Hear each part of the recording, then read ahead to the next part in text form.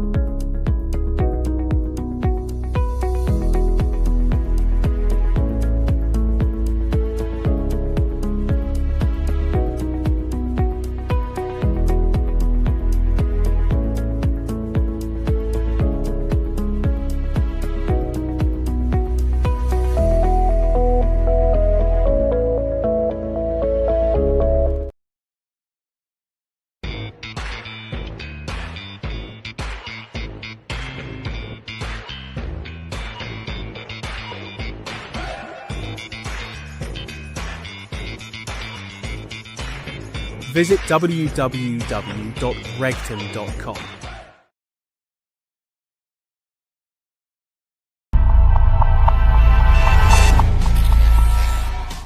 It all started with a few friends. Weekends out detecting in the field, a barbecue, a few beers. Laughter and meeting new and old friends. Moments that make this hobby so special. We wanted a better way to record our finds, save memories, track discoveries, and keep everything in one place. Snap a photo, save your finds, create a finds library. Visit stopwishingodigging.com.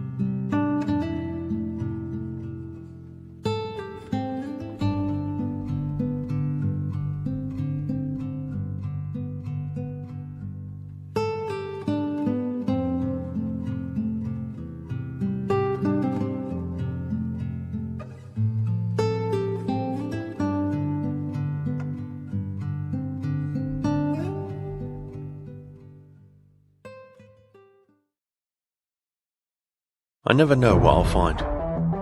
But honestly, that's the best part. It might be something small, something forgotten, buried in the earth for decades or even centuries. But the second I uncover it, there's a rush, a thrill, because I know I've just brought a piece of the past back to life. Every discovery tells a story. Some are tied to history, others to lost treasure. But it's not just about the find. It's about the moment, that feeling, and sharing it with people who really understand the excitement. That's what makes this more than just a hobby. It's a passion, a connection, a community.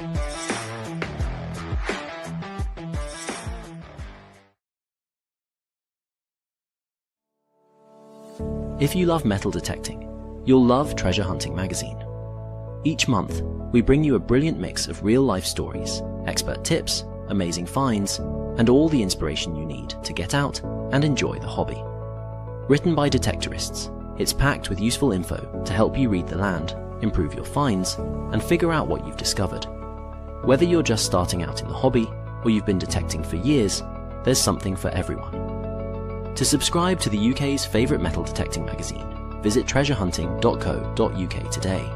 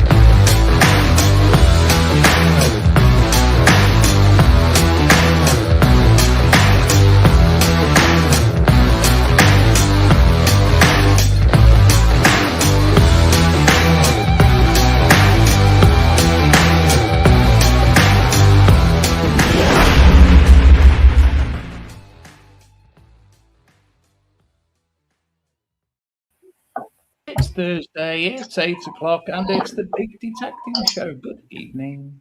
Good evening. I'm a bit retarded. Hold on, my hair's gone all weird. Adrian, Yeah, where did she come from? I was here all the time. No, I think. Tonight. Well, I think. Well, the new system has probably messed things up because she can access it now. So I touched nothing. I promise, I touched nothing. Yeah. Anyway, how are you, Dave? And apologies, I wasn't here last week. You know what? You know what I said about not coming on the show last week. Another one of those things has happened. So yeah. So Yeah. Poor.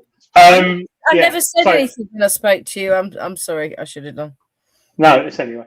I'll be honest. People I know are passing away, and it's friends and things. Oh, and Dave's disappeared. Dave won a prize last week. He won a Dice 2 Master, and he's not had a deuce before. He had one off me at Spring Detectable back in 2020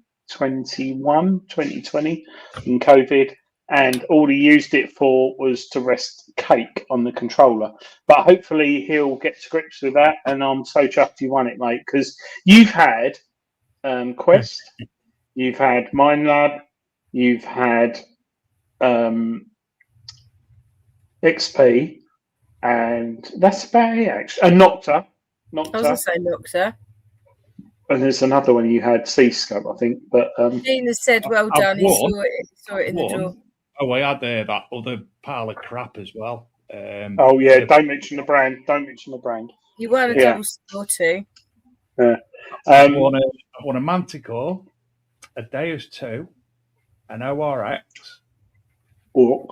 a Nox 800, a double score, a spade, and a partridge in a pear tree. I mean, it's good going. Can I just interrupt and say? No, somebody because said you're not in supposed the to chat, be here. there's stuff falling out of the sky. I can confirm. I've got a roof light above me. There's definitely stuff falling out of the sky. Well, it looks like it could happen here. It's been, oh my God. So if I lagged tonight, I went to bed last night at 3 o'clock in the morning and got up at 6 because it was so hot down. It was 35 degrees here. And when I went to bed at 11 o'clock, it was 28 degrees. So it was hot. Really hot. I haven't been to sleep since Monday. You know, I have occasionally. I do it every now. I reckon I've got COVID or something. Yeah, when I was off the other week, I went to see the Great Baddow Horde, which I don't think I mentioned on the show. Where did you go to see Yes, that? you Where did. is it? You Where is it went. on exhibition? You went before you were after you were left on the show. You went. Yeah, absolutely amazing. Shall I share some photos? Yeah. Is it? Can Yeah, anyone go and see it? Is it in a museum now? It's Chelmsford Museum. So obviously, you sent pictures from a museum. here. So there's me with my find. No, don't look that amazing there, but I did loads of videos. But if you look at that, wait for it to load. Oh bloody! I should have used Apple Photos, shouldn't I? No, because you're a chav. Wow, look at that. That is something else. Stunning. And What tribe are they, Adrian? Are they Trinovantes or yeah, Catavillonia? Travanti, they think. Yeah. Yeah. So yeah, absolutely beautiful. And what's a great Vado coin hoard? See, and you're still not videoing them in landscape, are you? You're one of this No, TikTok. because I put a TikTok video on this. It's had about 4,500 views now on my TikTok. But Is it more really? importantly, what I met the finder Shane, who I know quite well. He's brought out a book, and a lot of people have slagged him off because he went to court, he got a sentence. But if you read the book, you'll find out, if you're a metal detectorist, how important it is to get the landowner, not the tenant farmer's permission. Plus, there were certain other things linked. He was there selling his book. Absolutely brilliant. It was an amazing discovery, and still to this day the biggest gold Celtic stater hoard in Britain ever discovered, and it was That's nuts, isn't it? just over there. As he obviously Near me. all the malarkey that went on with it, I take it he didn't receive a finder's fee. No, so the coins were valued at between 800 to £1,200. And there were 800 to 900. £1,200 That's not Yeah. right, is it? Yeah, each. because there were different types of staters in there. You mean each? Each, sorry. Yeah, Yeah, I was going to sorry, say. each. Right. But they sold, so there were 967 or something like that. They sold for the TDC Treasure Valuation Committee valued them at 350,000. So the landowner got that money, and the finder didn't get anything at all. He's got nothing, and he got his metal detector destroyed and all his fines. But when you read the stories on social media and Facebook, and you talk to the guy who lives just down the road from me and who's been detecting those fields for many years, had permission, it all falls down to the landowner. So the contract farmer, yeah, not a problem. But how often do you get a permission and the tenant farmer says, yeah, you can detect on there? How often are you going to find a hoard?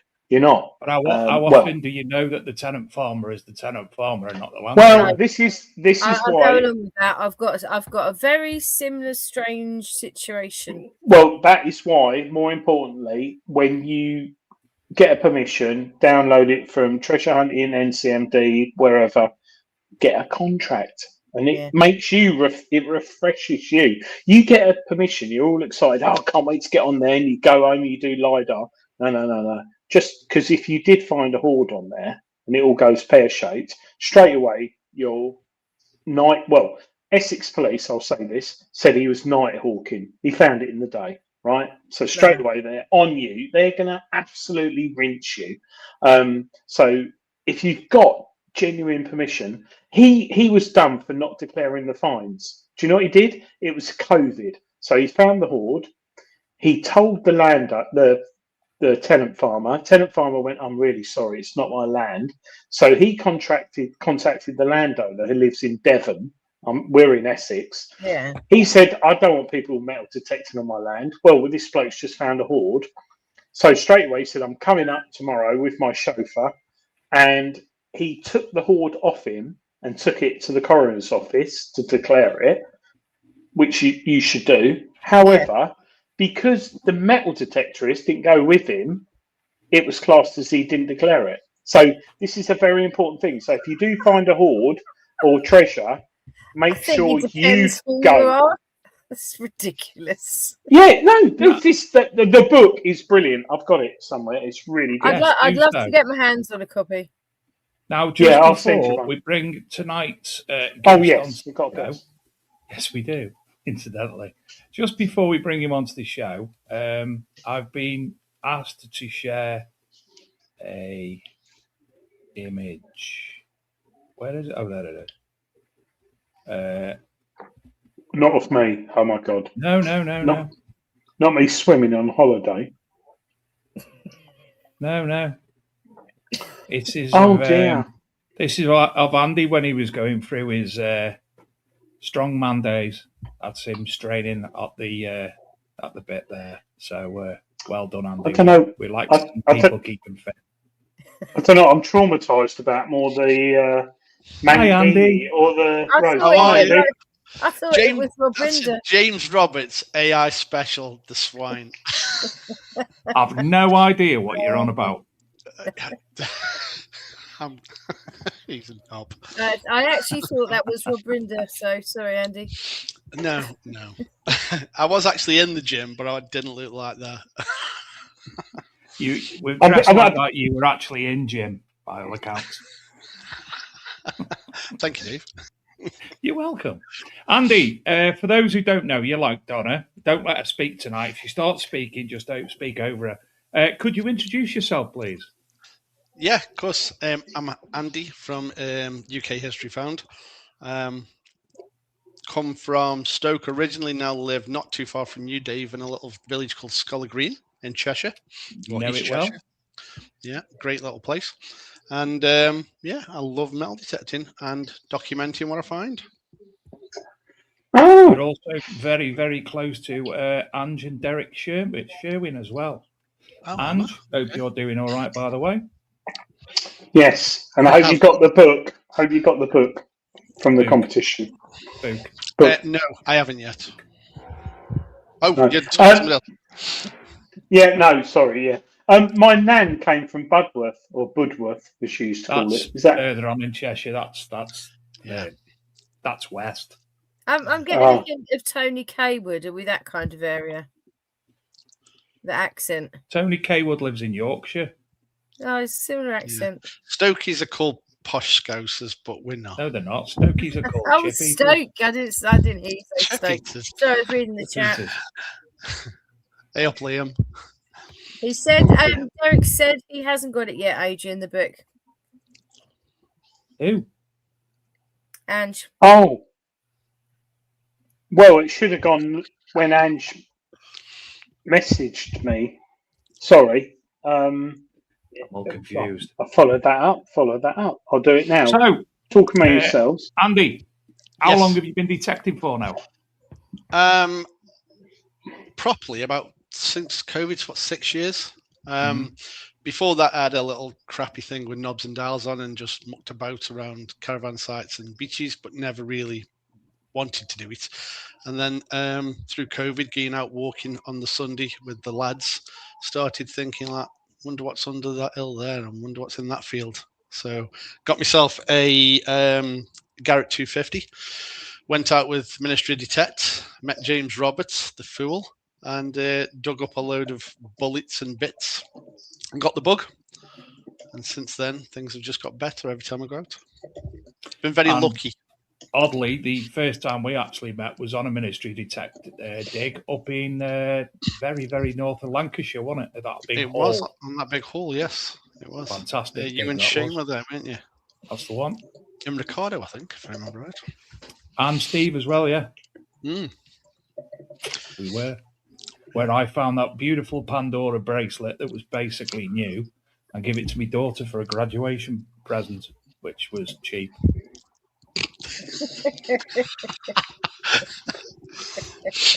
Yeah. Whilst we're on, hope you don't mind, I have to say thank you to Graham from Composite Cleaning Pencils because this stuff is the bomb. use it all It the time is. to clean my stuff, and you'll see some of them images where I've cleaned them coins. They look spot on. Yeah, can't rate it highly enough. Obviously, you'd have seen the advert at the start of the show. So yeah, Graham, you ever want any cleaning stuff? If you want any advice, just give him a shout. Graham Dempsey, or Lord Voldemort, as we also know him. I like that. Where'd you get that from, Adrian? Your box. That's very cool. I haven't got a box. No, it sounds awful, but I've just opened it up, and it's not what I thought was in there. Adrian, something's gone wrong. Yeah, it's got. I've got the pencil, but I'm just worried about. So oh my God! Which is your nib of choice then? I'm assuming you use the pen, Andy. Yeah. I like I think it looks plasticky, but is it fiberglass? Oh right, the white one. Composite. The white fiber, one, yeah. Composite fiber, yeah. I use a combination of that and a little cocktail stick. So do you use anything else when you're cleaning? Do you soak in water, or you just go straight for the clean products? You're allowed to say, yeah. Water sometimes, depending what it is, a bit of spit and silver foil. Yeah, it depends. It depends, to be fair. Yeah. I think more importantly, Andy, you found something a while back, which was quite significant. Do you want to tell us what you found? Because you were in Treasure Hunting magazine. Do we have the images at all, Adrian? Yes, I can go to the. Well, I'll tell you what. Because Andy, by the way, is the first person to use our new booking system tonight, which is all new and fandangled and developed by Mr. Regala, and he's been able to upload all his own images, and we didn't need to do a thing. I mean, we worked really hard to get them into the place that they are now. So Adrian, if you'd like to bring some up. I'll just cut long story short now, when a guest comes on the show, they get an email with a link and they can upload videos, YouTube videos, which will block out the adverts, pictures of their finds and their social media channels and stuff, which hopefully will be on here. So Facebook, it's UK History Found, Instagram at UK History Found, TikTok, which I like, at UK History Found, and the YouTube channel, which has a silly thing, but we'll get onto that. Anyway, so what's this? Because this looks quite interesting. So this is, I think it's sort of 1800s, and it's a griffin sword handle. Wow. So I did find a similar image, pretty much the same handle. It was all polished bronze, whereas this one looked like it got some enameling on it because it had different colours. But lovely thing. There was no sword, unfortunately, just the handle. Yeah, that is lovely. And then a hammered? Yeah, so this, there's two images of this as it come out the ground. This is the very first full shilling I found, and this was on my first ever permission. I found it with the Not to Simplex. Not to Legend. And then there's two other images of it when I've given it a bit of a click. Oh, sorry. Well, they're not in order. We didn't. No. Oh, actually, we could arrange them. Oh, actually, I need 5323 the image and 5324. Not that he knows. I have them on my screen. 5323 and 5324. So if you click on those ones, you'll see. I think. Hang on, no. Oh, is that? I can talk you through them, Aid. Sorry. No, 523 and 5234. 5323 and 324. Yeah. You mean 523 and 524? It's working well so far. So for everyone, what we were saying earlier, we've got a new system. We're just figuring out if it works for the show. Well, it does. Yeah. So no, I think you have to save them first, don't you? Before you do. Yeah, thank you. And then well done. Yeah. So obviously that's the coin cleaned up. Lovely full shilling. Down a good 12 to 15 inches. but yeah, found it with the Legend before I moved over to the Mighty Manticore. There's a lot. There's a lot of. So I'm on the NCMD judging panel for fines, and a lot of discussions about these because a lot of them have scratches through the head. Yeah. And we don't know if it was like a sign of disauthority to whoever was reigning, but it's quite interesting. A lot of them have it scratches. doesn't look like it's got a mark through the head. It looks more like it's been Yeah, at some point, and then it's. But he back to probably normal had again. like 6 pints of grog or something. But more importantly, in the top right-hand corner is an Amazon Prime fast track button. But anyway, we'll move on. Yeah. Well So spotted. yeah. Did you use Graham's silver cleaning solution on this? I didn't on this. No, I used a one of them machines, the ultrasonic ones. Oh right, yeah. So yeah, I did a bit of lemon juice overnight and then put it on the ultrasonic to knock all the crap lemon off it. Juice. And then left it like this. Put it in acid, is what you're saying. I was at the beginning of the journey, Dave. I know better now. Yeah. And that's the obvious. Yeah. It does depend because there's still. You don't really want to remove patina from your silver coins. I know, and I don't do it anymore. So yeah, I mean, but you say no to lemon juice if you've got horn silver on it. That's citric acid is the only thing that will remove it, but you have to stop the process by using bicarbonate soda, otherwise it will eat into the silver. Yeah. It's very complicated. Very complicated. So here we've got Doritos stacks in the background and a squashed can of looks like Tennant Super, and in the front a knuckle duster. Yeah, so this basically he got drunk, had something to eat, and went for a fight. Yeah. This one was found in a field in my village. Banging signal, and I was really surprised when it came up. It's still in my cabinet, although I think it's illegal to own them actually. Yes, it is. I think it's on a par with. No, I don't think it's illegal. Well, if you take it out in public, it's the same as a knife, I think. Well, it stays in the display cabinet, so. Yeah. It's an artifact, isn't it? Yeah. Oh, this looks interesting. What's this? Yeah, got that from Elizabeth Duke. Yeah. Do you want to talk us through that day, Andy, rather than go straight to build up a bit of suspense? What happened?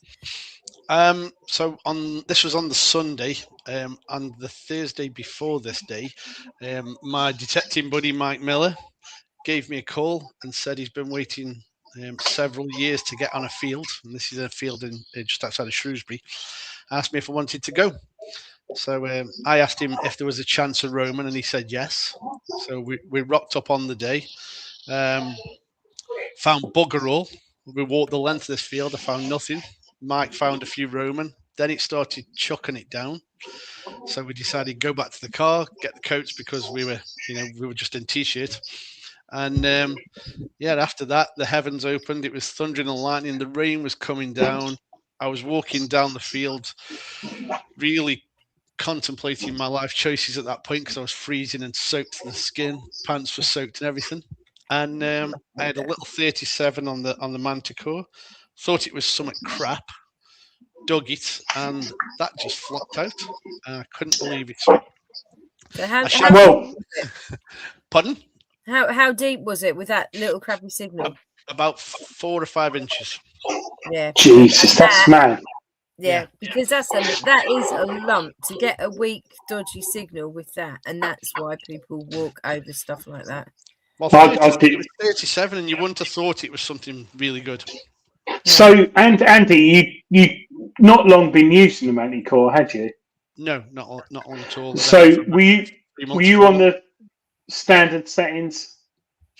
I wasn't quite standard, but yeah, I was on general settings. But I got stabilizer up a little bit, and I'd ground balanced and a few other bits and bobs, just to make sure it's right. Was that 37 in every direction when you walk around it, or did you just do a couple of swings and say, "Oh, I'll dig it anyway." I'll be honest, Aid. As I say, I was questioning my life choices at that point because I was so cold and wet, and it was thundering Yeah, like. just I'd stopped bottle and cap. I actually looked towards the car, thought I'm going to hit the edge line, and I'm going, and it was the next step, and I didn't go round it. I just thought, crap, just See, dug the hole then and there. This is where I'd love to be able, and maybe a manufacturer's listening. I'd love to be able to record your. They're all going on about where you go in the field. That's great, but how brilliant would it be, like a Ring doorbell, to go back to look at that target ID, what it read, and you on the ID, what the 2D display on the Matty core showed. Do you see what I'm saying? Yeah. Because most people, like even me, I mean, if you go round that, that's why I asked what direction it was, because I reckon it was probably 36, 37, whereas a bottle cap probably fluctuates at 30, 42 or whatever. If you could go back on your detector and download it to your computer over Wi-Fi and look at what each target ID. So when you get a target ID and you dig it, you press the button on your machine, and then when you get home, you go on your phone or whatever, and it tells you what the ID was, and you could put the depth. How good would that be? Yeah. It's quite easy to do. Be able to use it for future reference, and other people to use it as a reference point as well. Well, you say that reference. would work, though. I mean, you know. No, it wouldn't. It's a good baseline, but more importantly, 37 on a Manti core. It could be a bottle cap. Yeah, I wonder if it rang that's up. The problem. I wonder if it had rang up better if it had been flat, but I think it was sort of in the side wall because it flopped out of the side wall. So I don't know if it was on its edge, and that's why it wasn't great. Because I think if it had been flat in the ground, that signal would have rang really high. No, Nick West from Metal Detecting War Relics said the knuckle dusters look like World War I trench fighting knuckle dusters, which is interesting. Oh. So you might want to write that down and refer to it later. Yeah. Hope you're doing a lot better, Mr. West, and the thingy sorted you out. Soph Diggs says Alan and Co, who found the 3 torcs up in Carlisle, said their signals were crap too and only found a few inches deep. What you also said, Andy, about actually walking back to the car on your way, that's it, I've had enough. Exactly the same story from the Leak Thrift Torque Horde as well. The one by Mark Hambleton and Steve Tomlinson. Yeah. Mark Hambleton and Joe Cania, up above Leak. Exactly the same story. They can't be asked anymore. Going home, bang. Yeah. Talk. Well, after that, I was buzzing for a couple of hours, but on the way actually back to the car at the end of the session, then had a Lizzie Sixpence. So them were the only 2 things I had all day, but well worth it, obviously. I reckon my most significant finds have been walking from the car and back to the car. Yeah. I mean, I'm trying to work out, is it I'm really excited or I've found sod all today in my head? It's an interesting thing. A lot of articles in Treasure Hunting magazine finish with, so I hadn't found anything all day and I was walking back to the car. It's really interesting. Makes you wonder how your mind reacts. Yeah, Phil Fraghill says it'll always be a bad signal with a broken halo. Hope you're well, Frag. I haven't seen you since last year's RCM. He's a good bloke. Talking about getting back to the car, Aid, there's another couple of images that you've got there, not of this, of a Henry VIII coin, which exactly the same. We'd done for the day, and we were walking back to the car about 20 feet away. 2 detectorists stopped in the same spot and then said it was foil, and I dug it, and it was a Henry VIII hammered, which I've uploaded an image of as well.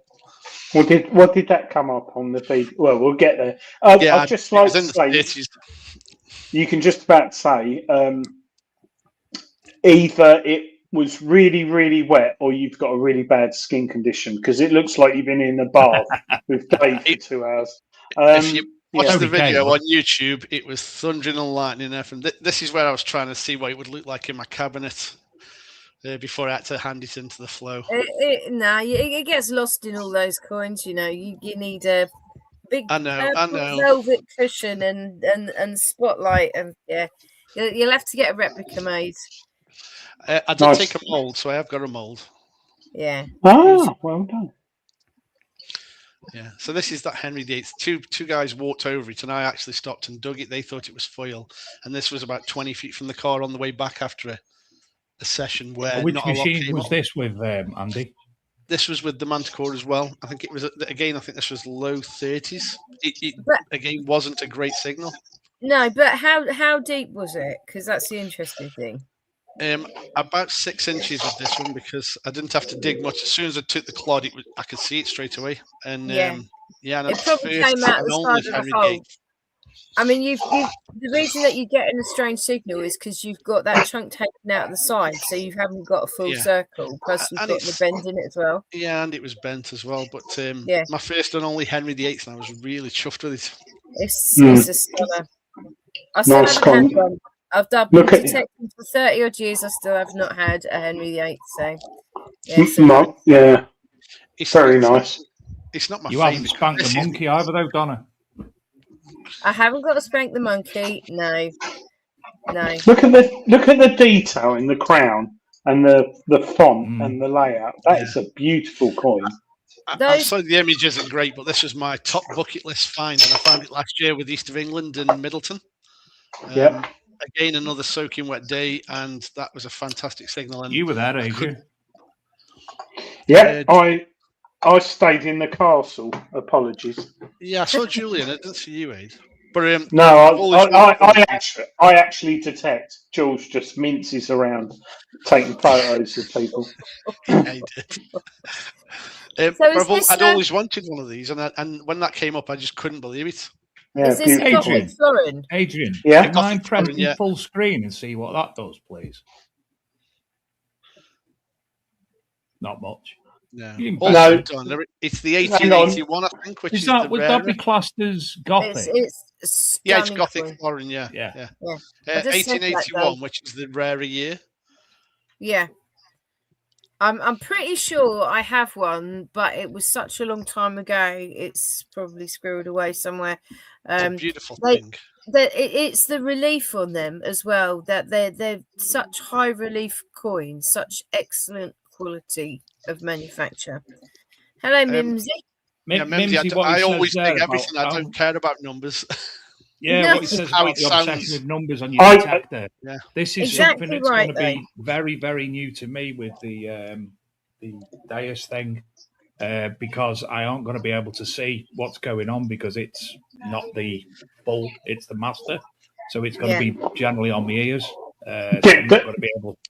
You'll see if you watch any of the videos on my channel, you'll see that if it sounds good, whether it's a 9 or an 80, I'm digging it. If the sound is right, it gets dug because you don't know what you get.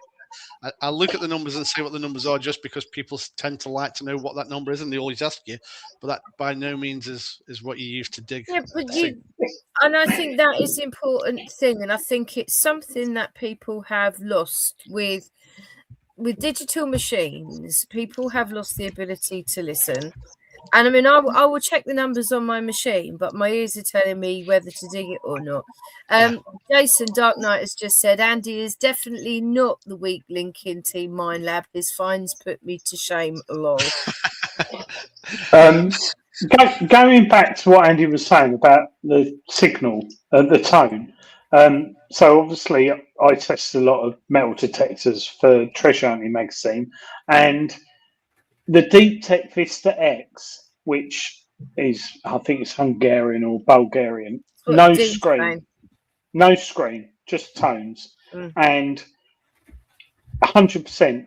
That metal detector is your brain, so it's giving you feedback on ID, 2D display, everything. Listen to the tones, because that gold torque, I bet that rung up like in your head. It was like, oh, that's a good target. Same as that Henry VIII, and just dig it. You almost need to zone out and look forwards, not look down, and just get. And Dave with the Deus 2 Master, that is a prime example. I've seen Shane detecting. He hardly looks at his screen. It's you don't need purely to. the tones. No, So the only It doesn't time look at all. the only time I check mine is if I get something decent and I just want to know like the ballpark for it in case I find something. well, you can't see it anyway, can you? You can't read like that sort of text. I think we've shared all the pictures now. Going back to that stuff, can you hear it? Is it annoying? What? It's piddling down here. I don't know. We keep putting you on mute, so we can't hear you or anything. Yeah, I've just yeah. Going back Cheryl, to that'd be delightful. Cheryl Dawes East of England digs. I love them. They're really good. They remind me of a dig when I was young with my dad going on a metal detecting rally without everyone smoking 40 Bensons a day and drinking Ruddles County out of a bottle. But Cheryl and I have agreed on a date that I'm going to be joining an East of England rally, and I'm not telling anybody when it is. I'm just going to turn up and surprise people. And Mason's coming as well. She invited Mason. But anyway, he's just going to carry me around. That would be really good. I mean, kindly myself, my mate James, and Jules and Lisa stayed in the castle on that dig. You found that coin, and the land was great. There was no trash. It was lovely. It was well organised, and it's not too big. It's not too big. It's just right, and everyone gets on. That Middleton dig last year, we had obviously Gothic floor and had a pile of Roman and a couple of hammers, and it was great. Also, because it started raining on that Sunday and was God, it was awful. Yeah. As I left the field, my car spun out, and as it spun out, it spray painted a white Mazda. I do apologise if you're listening. From front to back, it looked like a cow had just dumped on it. It was very funny. Detectorist just popped in the chat just to say she had a brilliant weekend at East of England, and I did start watching your video on that, Andy. So I've got to pick up the rest of it. Last week, sorry, just to say a couple of weeks ago, we were at the East of England. Team Man Lab were there. We got Sam, the Sussex Searcher, Timmy Detect, and Ali, Miss Detectorist. I think we all had a banging time. So if you do get the chance, Ali's video is fantastic. A lot better. It's a good video, isn't it? Yes. Talking of Team Mind Lab, we did a double-page spread in Treasure Hunting magazine the other month about it. Do you want to explain a bit about Team Mind Lab? Because there's quite a few of you, isn't there now?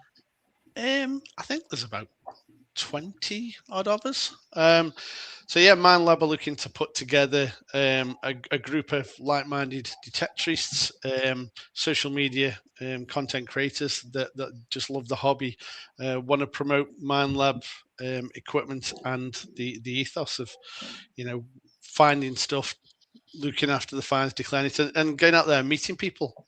So, as a team, we've got a good WhatsApp channel going where we have a good laugh. And like the East of England a couple of weeks ago at Hitcham, a few of us got together, had a good time. I think I drank a little bit too much, so I do apologise, Ali. I was a bit tipsy. I had a video sent to me of you near spewing at somebody's cocktail balls.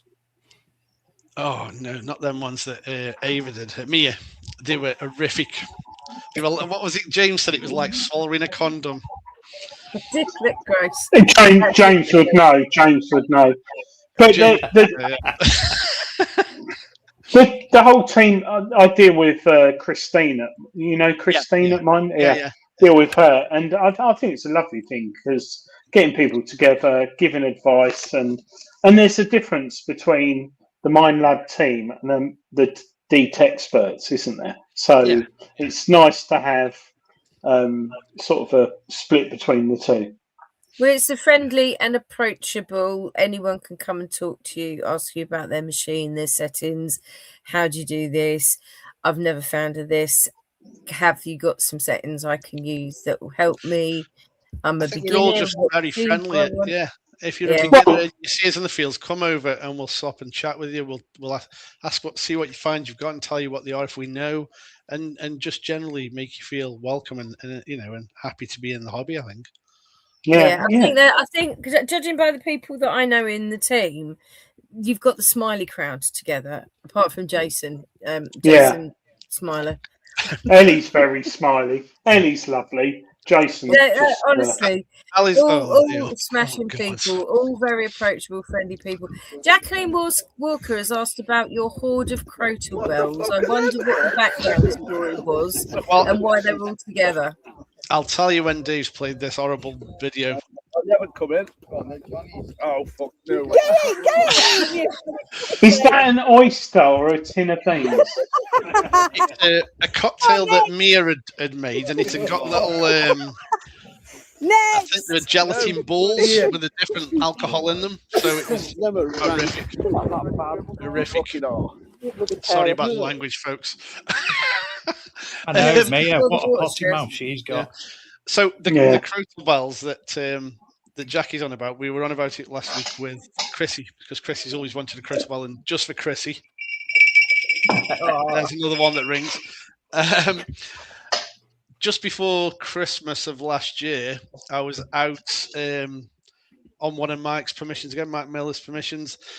We were in front of an old 16th century hall, really loud signal, dug it, and in the hole was 5 crotal bells, big ones. So that's my only hoard, and it was a hoard of crotal bells. Yeah, that is strange. Chrissy was miffed because again she's never found one. I've found quite a few now. Yeah, but finding 5, did you have to declare that as a hoard? I didn't, because it was crotal bells, because it's not a precious metal or anything. No, it wasn't. I was going to say in the act. Was the act in then? When did you say you found it? It was just outside of Cheswardine in Shropshire. So. Oh, well, it must have meant something to whoever deposited that. Yeah, it must have. I mean, it must have been because the bellwether was the sheep. I mean, they were sort of twice the size of that one as well. They were the big ones. The big ones, yeah. But yeah, 5. Or in case like a load of crows had like crashed. I just wondered if there was one big thing, one big neck thing, you know, on a cart or on a cow that had just fell off. Yeah, like a leather thing, and they've just come off of that. Yeah, interesting. That is interesting. Oh, how exciting. I'd love to find something curious like that. I do find a lot of weird stuff, so yeah. Yeah, some people are drawn to it. Stephen Brame has found another skull thing on the beach. Lovely. Something for Halloween there.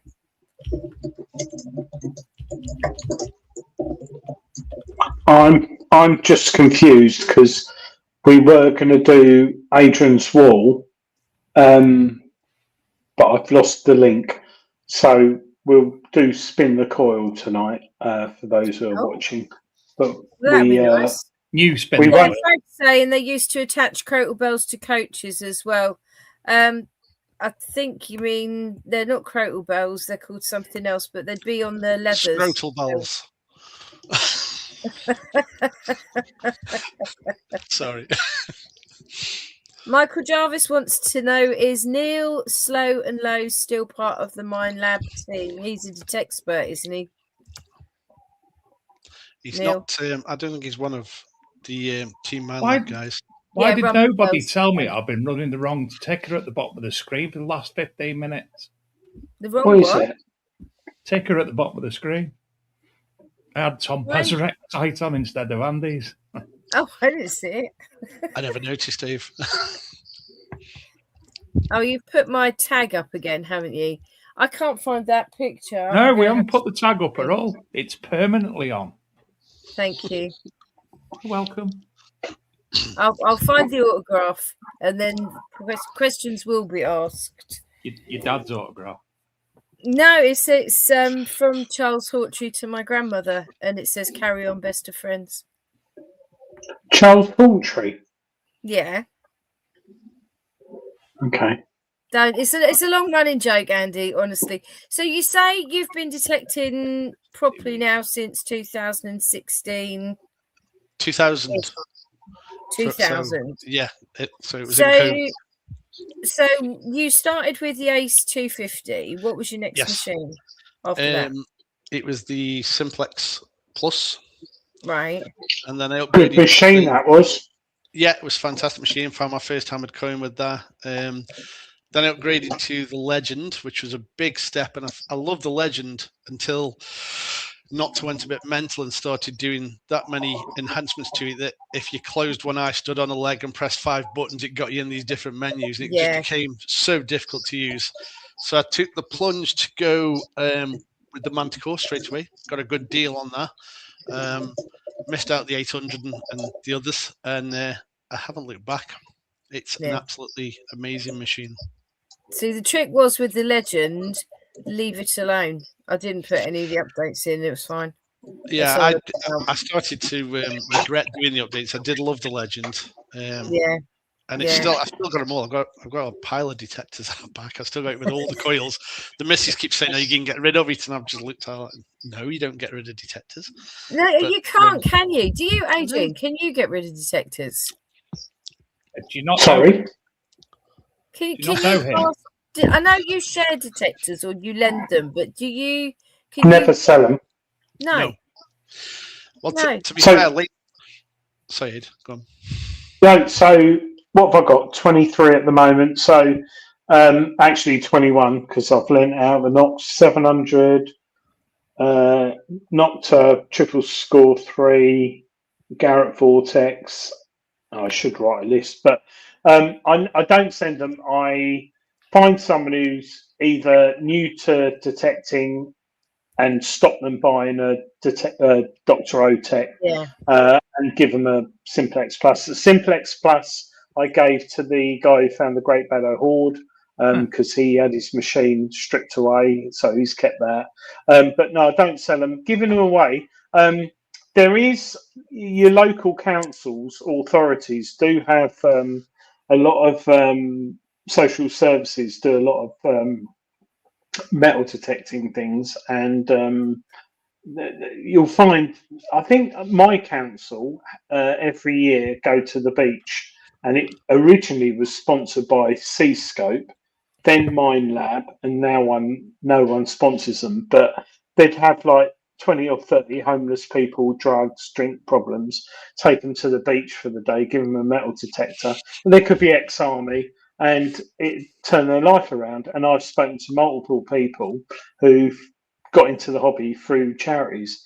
Maybe it's time to set up donateyourdetector.com, and it's donated to... As if you haven't already. One of the things I tried to do for charities via Grim Reaper, but it didn't really take off.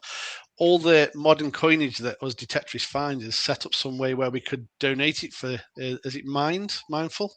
The charity that goes out. And, you know, Lucas thought it was a great idea, but it never got off the ground because between us, we must find hundreds of thousands of pounds in coins. 20 mine goes in the brew machine in work.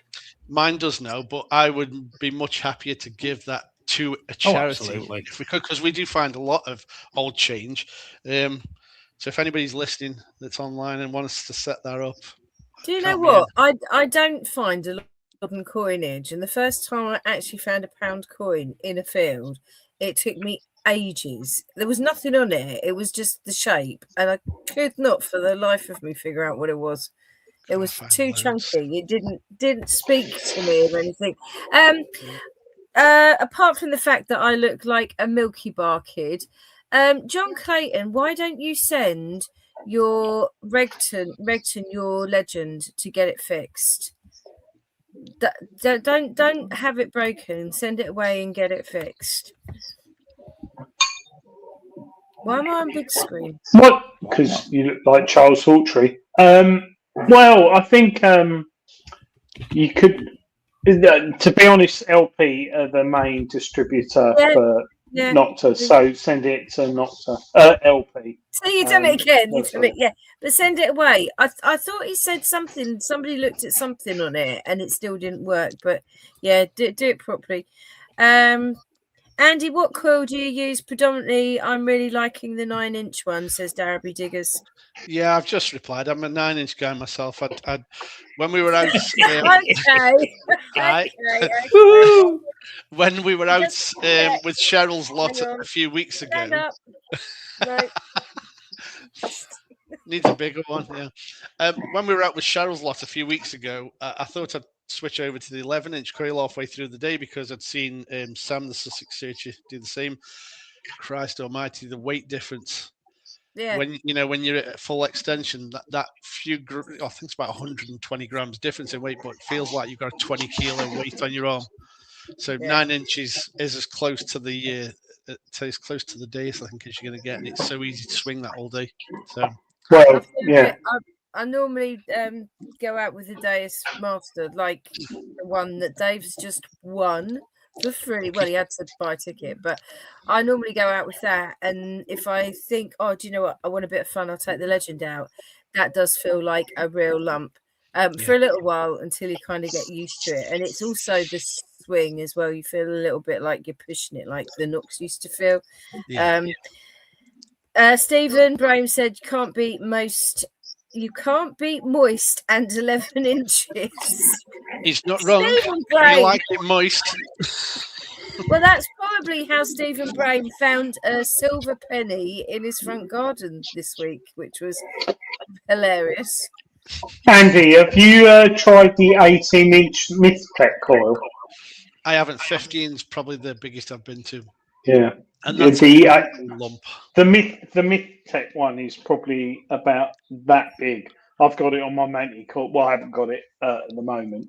I took it on the beach a few months ago, but that is ridiculously big. Well, I might be trying the big coil this weekend. I don't really want to put it on for long, but I'm out with a local club not too far from where I live, and it's Rich Rogers, who's the organizer of that club. It's his birthday, so we're having a dig for that.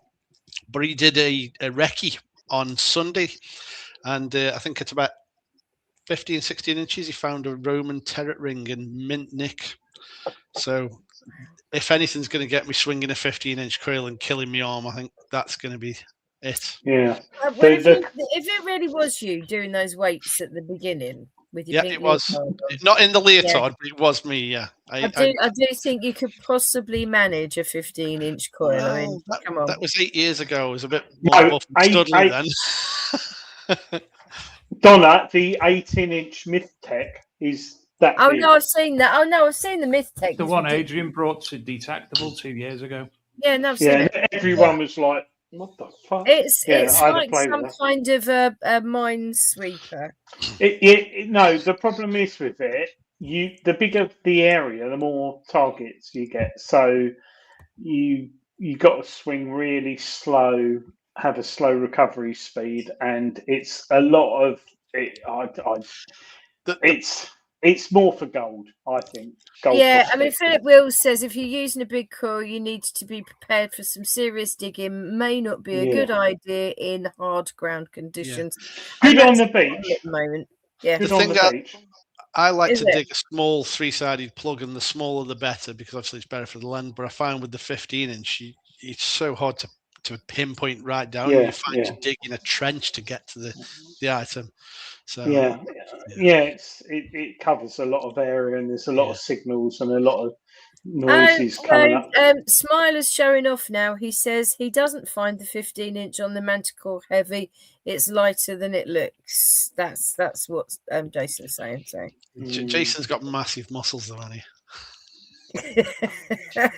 Jason would say he's got a massive muscle, but hey, we'll leave that there. Yeah, and Jeff Block says he can swing the 15-inch all day. I mean, I think as well, it depends on whether or not, and this sounds like a dumb thing to say, but it's not. It depends on whether you've got Adrian will love this, your shaft adjustment correct. It's about balance. I think it's how tall you are as well. Because the taller you are, the longer that shaft is, and just because of physics, the longer the shaft, the heavier that weight gets, the further away from you. So if you're, but you don't need to have, and you see so many people, I do at a rally, who have way overextended their shaft, and you know the coil is somewhere in the distance. Why do you need the coil 4 feet away from your actual body? That's ridiculous. No, and it's all down to you've got to be standing upright and looking forward and set that shaft right. But for us tall guys, who've got a longer shaft, it's Shorten your She said shaft is what I'd say. I'm Shorten I'm, your I'm, gonna- shaft. Hold it I'm closer gonna to your body. You'll be good. Yeah. Your yeah. shaft's probably a tad I'm long.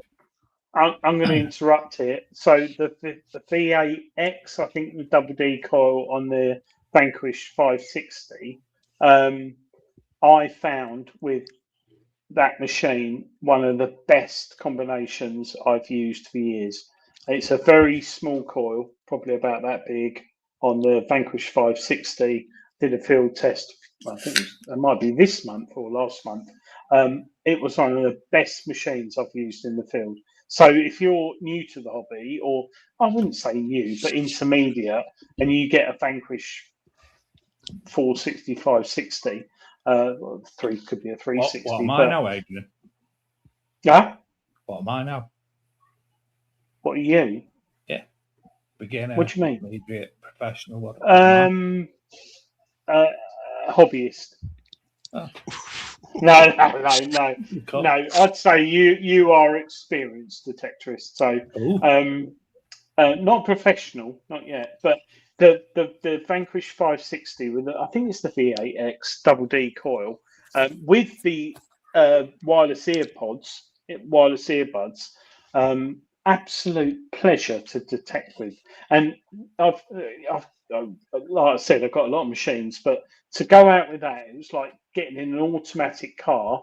I'm talking about cars in the 90s with electric windows, cruise control, everything. Just turn it on, detect, and I found things. Found a hammer,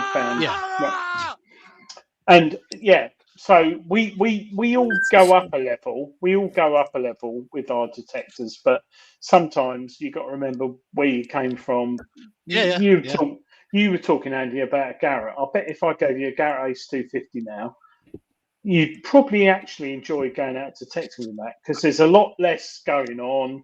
It's all you and the machine. I think I could find anything with most detectors these days because I understand the science behind it, and I understand where I'm doing a lot more than when I first started. And I've gone out with a 70 quid detector from Amazon and found stuff just to prove you can do it. But I think it's that it comes back to what we said before. It's listening and understanding what that machine's telling you. It doesn't matter what you've got. It talks to you, and you've just got to understand that language. And it's also luck. A massive amount of luck. But I've got a pile of different detectors, and later this year, was supposedly the UK History Found guys are going to be doing something for a history society. It's basically a load of old deers down in Worsley, which Dave, you'll know. Yeah. And what they want to do is they want to discuss fines, and we're going to put out a massive tarp with a load of I think wood chippings and stick a load of coins in there and let them guys have a go with these different detectors and see if they can find something because they're really interested in the hobby. Off the back of that as well, they've got a lot of land between them, so ulterior motives. That's interesting because maybe Donna's WI might be interested in. I told you before, they won't let me in the WI. I'm banned. Damn's too good. Nick West said he's just heard back from French police about the skeletal remains of an arm and hand with the remains of handcuffs on the wrist that he found last time he was in France. The handcuffs were German World War II. So I'm guessing the wrist wasn't German World War II. Would have been nationality. Probably Jewish, probably. Oh dear, how sad's that? Awful. Oh. Anyway, Nick, I hope you're doing all right. Because he's not well, so hopefully he gets better soon. Nick, he's chatty in the chat. So Nick, we are sending you our love, even though you say mean things to me. You know that you love me. We all do that, Donna. I know, and then. So, going on from wasn't even me. Andy, why are you putting her on mute? It wasn't me. Adrian, and just thought you haven't got to spin the coil video yet, you know. We've got that. I've got it. A video. You know, like we've got like Book Wars and using Gareth's parents' loft and stuff. Well, Adrian's wall has gone tonight because I can't remember where I put it. It's somewhere on the interwebs and I've lost the link. But we have got Spin the Coil.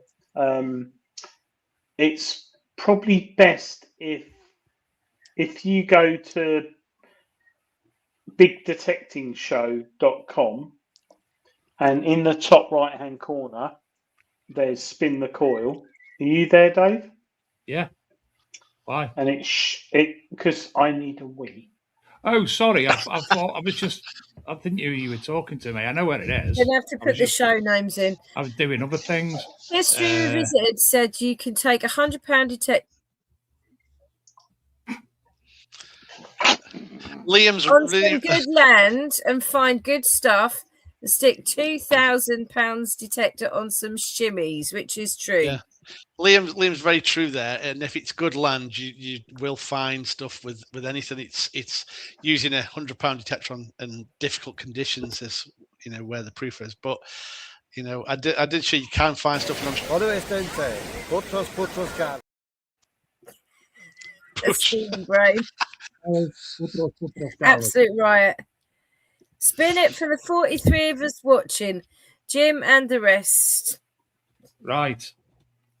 Hopefully, Adrian's put some questions in there actually about metal detecting. All right. Were we playing a game for everybody for the Spin the Coil call? Andy, right. Would you use your phone as the detector control box? No. Yes, I've tried it and it was shit. I wouldn't. I Mine wouldn't hasn't got enough memory. The battery runs out way too quick as well. The air detector was the one that used that, and it just. I mean, the XP Deus could do it to a degree because, but it's not. I think the phones these days are good for things like your detector maps and stuff like that help you in the field, but I don't think they're a replacement for a proper detector interface. Or a proper box. So. I totally agree. 100%. Question number next. I forgot to jump in there on the computer. What shampoo do you use? Me? Yes. I use what's called Original Source body wash for doing my hair because, as you can see, I haven't got a lot. A bit like you, Dave. I am getting a little bit down the road. I use Vosine on mine. What flavour, Andy? Yeah, the mint one or coconut. I love coconut. coconut. Oh, TC's favourite. TC loves the minty one. He says the thing with the minty one, if you wash your knackers, it's a bit fresh. Yes, it's a bit fresh. Can I just a nice the apple little one's wrong. Can I just go back to the phone on a detector? Yeah, Sorry, button in. So Quest, the air detector, Quest metal detectors have since taken control of that and offering it. Oh, no, it's a bit messy how it was through Spinner Disc, but they're not quite stocking them. But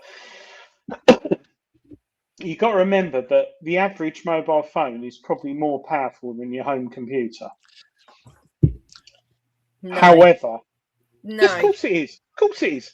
Donna, Google how much RAM. Oh, you've probably got a Nokia 3310 or something, but it's the processing power of a phone. Same battery as a Nocta Acupoint. The problem is because it's constantly refreshing apps and stuff in the background and connected into the internet, the battery just drains, and I think that's the big blocker. No, but not if you put it in airplane mode. Oh, no, fair play. Yeah, and more importantly, Donna, Trish, I'm talking. You've got a more powerful battery. You've got a more powerful microprocessor. It's not the phone. It's the technology between the coil and the sound.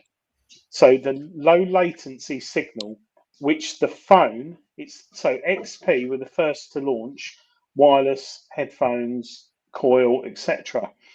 And it's all down to the technology. And I think this is an issue which people developing a phone-based detector are struggling with. The phone is, it's like a Ferrari, yet you've got the tyres of a Ford Cortina on it. and the engine. It's very complicated. But I think going forward in the next 10 years, we could see manufacturers using the phones. He did it. But I just thought I'd bring that up because if you look at the specs on your phone and compare it to your home computer, you will find, whoa, my phone's more powerful. I will say something interesting now. So, you know those guided tours that when you go around a country house, you get like a big thing like with a guided tour on. They're just iPhones. That you can, I think what it is it would work on a phone. It would not necessarily work on your phone. You could have a phone, all the same functions.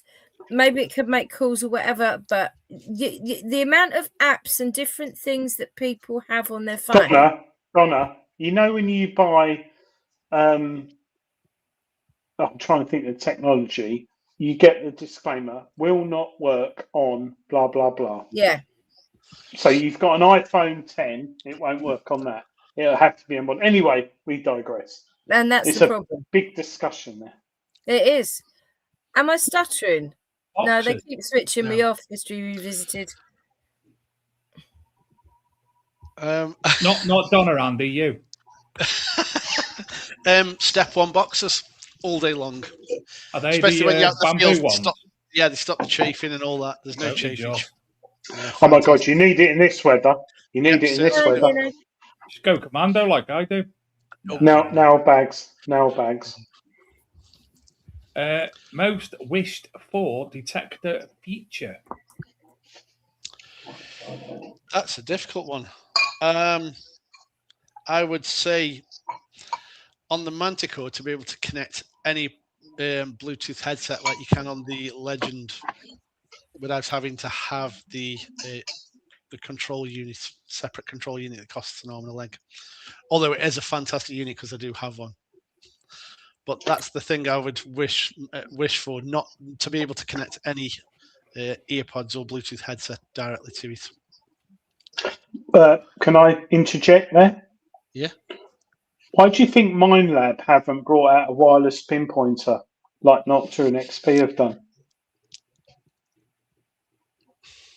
I'm not sure. I think they're good at what they do, and do they need to bring out a wireless pointer? The market's already flooded with many that are really good. The AccuPoint, which is what I use, is a fantastic machine. Do we need another one? Because there's only so much you can do with a pointer. And I think Liam's actually building his own, and he's asking the same question as what do you want in a pointer? And I think they're covered by. If you go on a dig, there's nothing worse. It's a bit like when you're out with probably 50 mates drinking. Not that I've got 50 mates, 5 mates drinking, and you walk in from the 5th pub and you stop for a wee. Everyone looks at you. If you're on a metal detecting dig on a rally and you hear beep, beep, beep, beep, beep, beep, beep, beep, you distract. You turn around. Wireless headphones, absolutely brilliant. None of this lifting it off. With her ML85s, and I did speak to the man at MindLab, the top engineer bloke, and say, why have you not developed a wireless pinpointer? Because Noctua have done it, XP have done it, and it is so lovely to just press that button, hear it through your headphones. It's the Noctua one, when using the Legend, both the pulse and the AccuPoint straight into the headphones as soon as you switched on, the audio switched over. That was fantastic feature. Yeah. Although with the Noctua one, you get that Chinese voice when you connect, switch off, and hello, we are now connected. I am not connected. Me and Dave, when we were beta testing the AccuPoint for Noctua, we did say, why have you got a Chinese woman telling us, you're not AccuPoint, they're not connected, or whatever she said. But anyway, I think MindLab, sorry. Yeah, go on, you go. I think MindLab are waiting to see what people have done and all the little issues that aren't great there, and they're just going to clear all that out and come out with something a lot better. I think they will. If they can get something that connects to their proprietary Bluetooth, it'd be great. But I think I say proprietary. I like that. That's a good word. Yeah. I think that the AccuPoint, it just at the moment it smashes out the park every other handheld pinpointer.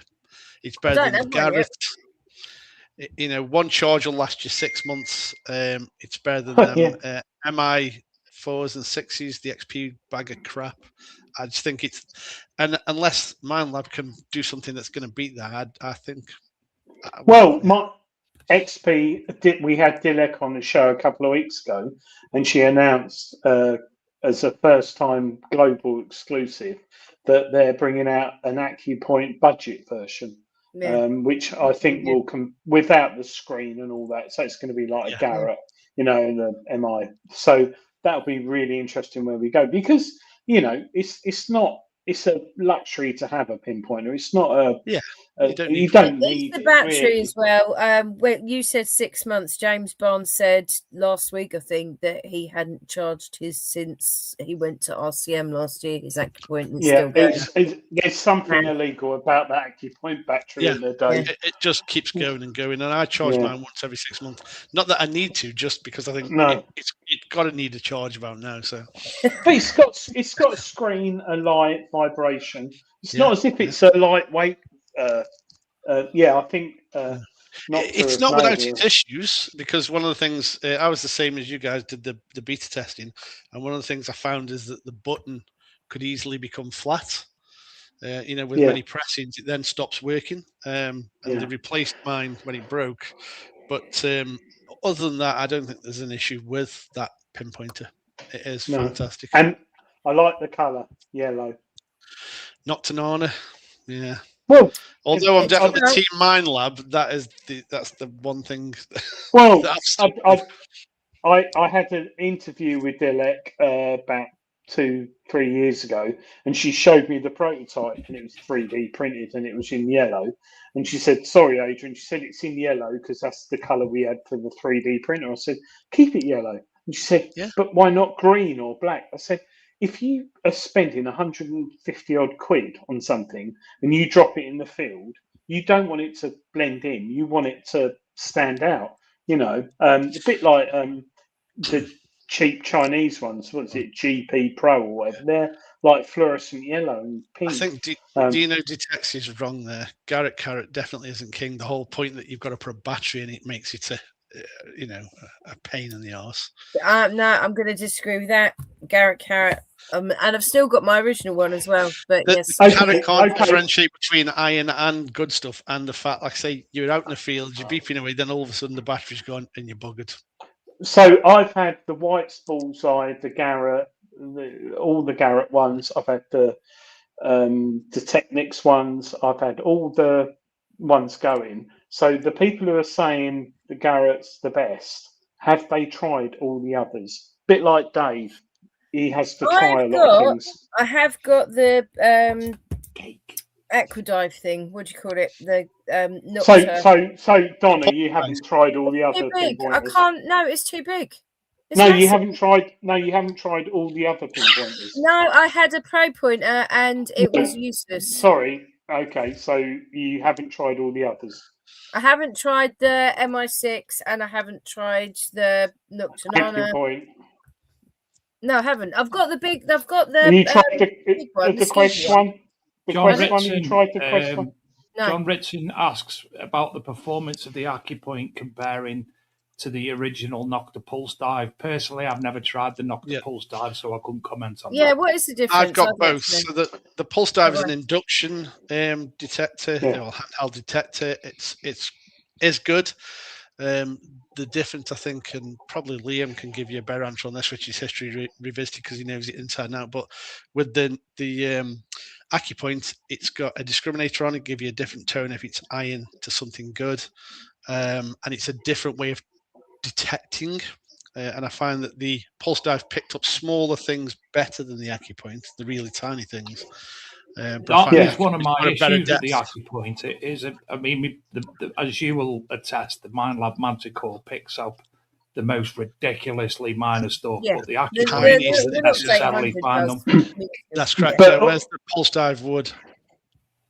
But also, most pinpointers run between 7 and 9 kilohertz. The AccuPoint runs at 15 kilohertz, which is ridiculously high. And this brings me back to the battery power on it. So the higher the frequency you run, the more power you're going to use, which is 15 kilohertz. That's like a perfect thing. Going back to the ferrous, non-ferrous on the AccuPoint, I personally don't think that's a good thing, because if you're digging down and you get a good target, that could be a sword. Yeah. So I've always got it switched off. I'm not saying it's a good thing. I'm saying it's there. If you're a beginner, with simplex, if you've got iron next to a good target, it can give you that false reading, and some people are just ignoring and I've that. had that, and I've had that. Yeah. And I totally agree with that as well. I mean, if you get as far as digging it, just dig it and see what it is. Mimsy said always carry a spare battery. Mimsy, I have a selection of spare batteries with me all the time, just in case. Double A's. Where you're saying just dig it, Don, if you've got down to that, one of the things that it bugs me is I see, especially the older chaps, in they do the 90-degree thing and they go in and they swing in and swing in. In that time, you could have dug that hole, checked it, and been on your way. Oh God, yeah, no, yeah. I think if you've hit a signal, just dig the signal. Don't need to spend 2-3 minutes trying to work out, am I going to dig the signal? Dino says that he's got the original carrot, banana, MI4. He prefers the carrot, 3 levels of sensitivity in buzz and noise and wireless to phones. Now, me, I can't get my head around the carrot. It's a fantastic bit of kit. However, I prefer the AccuPoint because I can look at the menu and see what I'm changing and what I want it to be. So whereas the other one, I end up going, Shane, and he has to fix it for me. I think I've got a mouldy carrot because I only press the button. I don't hold them. Stop with your euphemisms, Donna. The MI4 and the MI6 has got the most complicated navigational system on it. And if you've been to a rally and had like 5 cans of Stella and you go out detecting, trying to get that and it's gone in silent mode with low sensitivity, trying to get that back is I hate it. Yeah. I do hate these. I don't know. Where are you on these press and hold and short press, long press, Andy? Well, it's XP. It's XP. Yeah, I mean, the XPs, I just could not hang on board on. I had the MI6 and I nearly launched it out the window within an hour of switching it on. Horrific machine. The carrot is better. Dino's starting a campaign. Give Dave more cake. No. Not good for a type 2 diabetic. Good man. Well done, Dave. We're proud of you. Anyway, you were saying about it doing your head in, Andy. I wasn't being rude, but cake was a very important thing. Cake's always important. What's your favourite cake, Dave? It's got to be something Victoria like a bacon tart. Victoria Sponge from Costco. Ooh, them ones from Costco with the fresh cream on. Yep. Feet of family of 12. Yeah, they are good. Yeah. I can't have cake. I'm all right. I live. Stephen Braham asked, am I going on Sunday? There's a dig on Cheshire Metal Detecting Club. I put my name down to go, but I'm still not 100%. Stephen, give us a chat afterwards, Dave. Why? I'll tell you afterwards. Okay. Oh, he's got a double caravan, Dave. I certainly one berth. He's got as long as you wear that spandex. He's got a double caravan, double sleeping bag. That's single size. Yeah, definitely.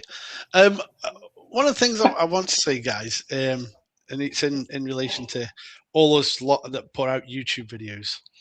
So I did mention it on this week's video. We get like, last week's video I think got 1,900 views, but only 100 likes.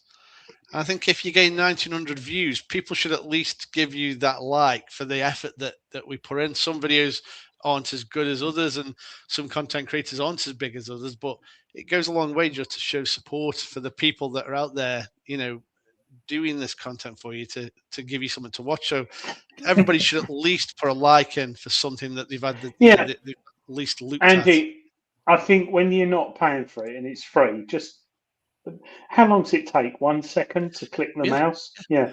I mean, subscribe or anything, but just like. If you like your videos, it adds to the whole community, where they'll play it more. And, Well, it does good for the community, yeah. They're not paying, so give a little bit back by liking it.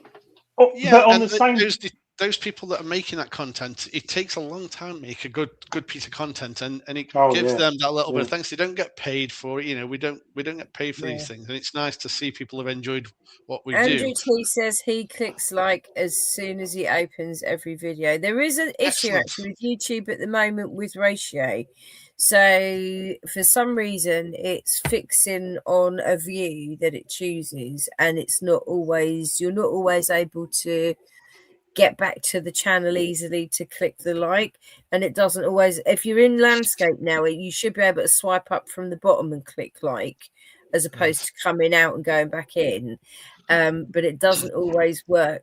About a month ago they pressed something. Somebody on YouTube or behind the scenes had a really good idea, and it all went a bit Pete Tong. And I know my channels got cut in half, so everything that I subscribed to got virtually halved. Loads of people who are YouTubers lost loads of their viewers, and it was through nothing that they'd done, and people had stopped liking, and they'd lost followers and all kinds of things, and that's why.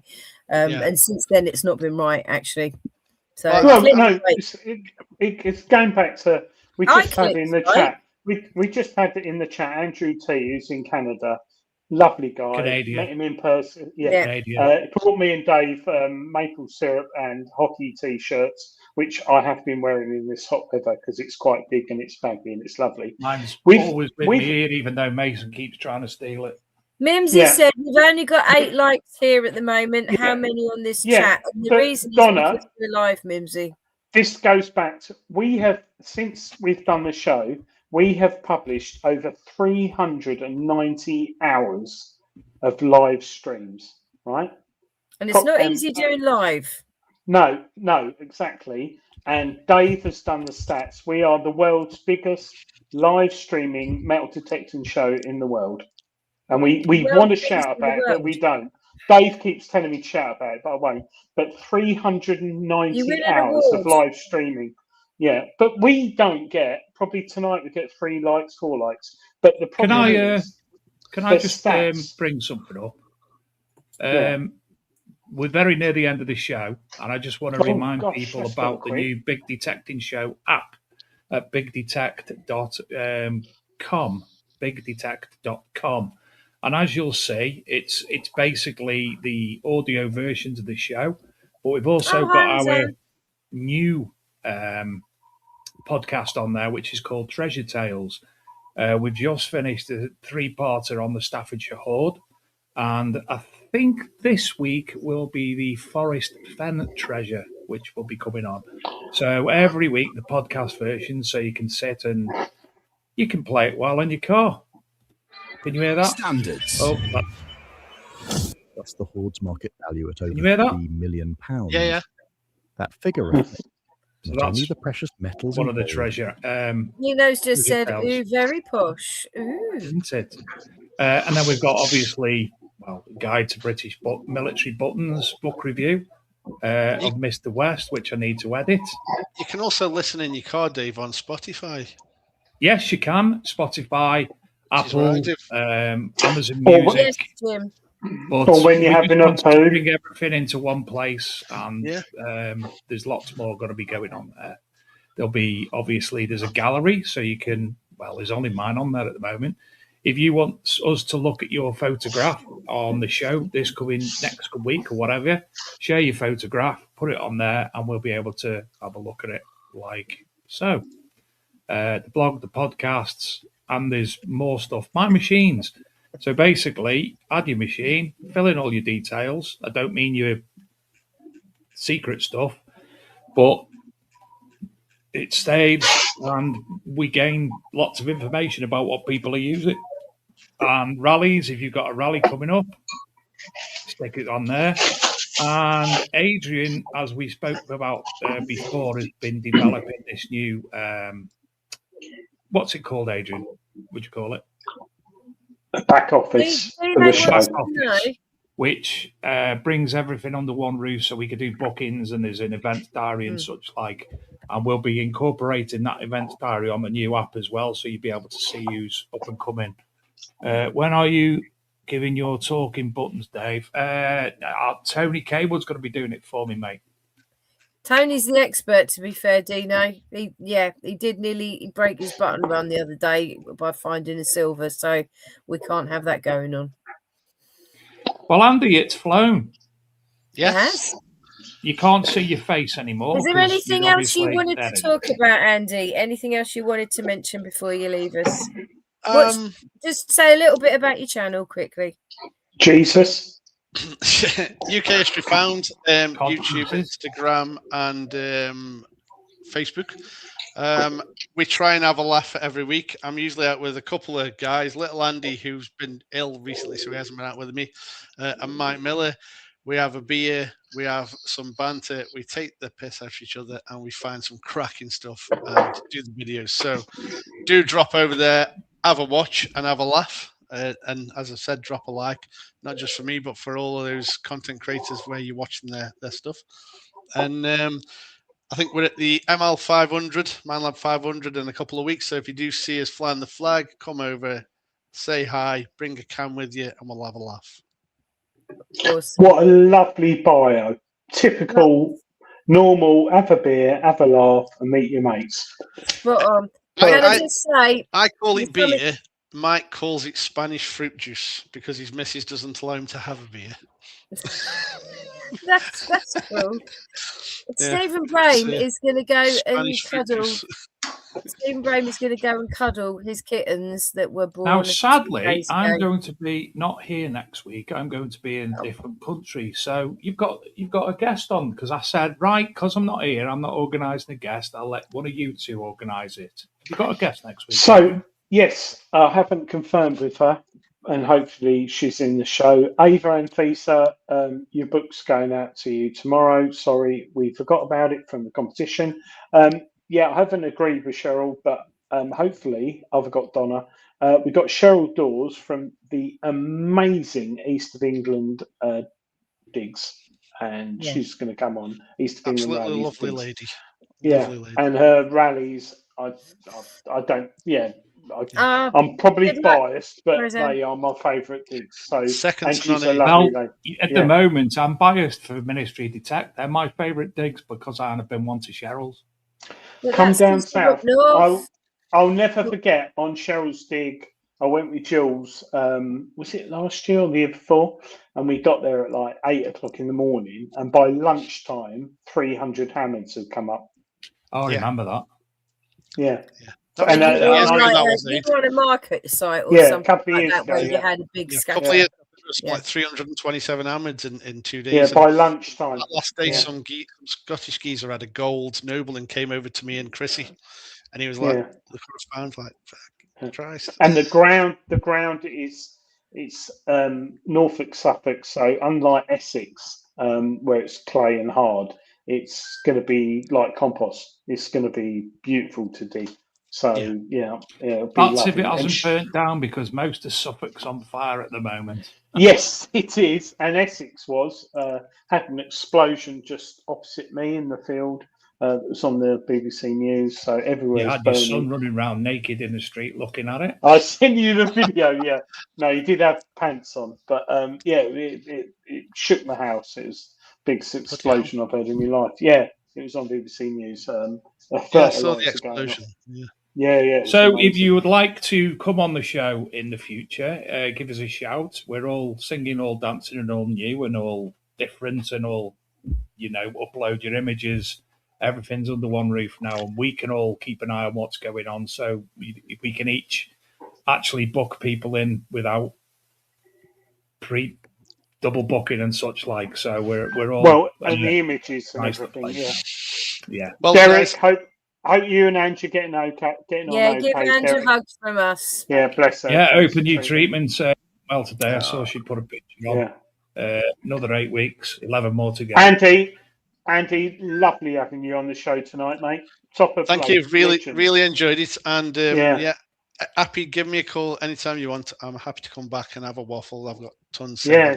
Yeah, that'd be good. And don't close forget, look at new finds YouTube as is well. UK History Found. There Yes. you go. And Right, I'll be everybody. checking I will all see the you in information. 2 weeks. Adrian, Have a good one, luck. Dave. We've done it. Good luck with Donna next week.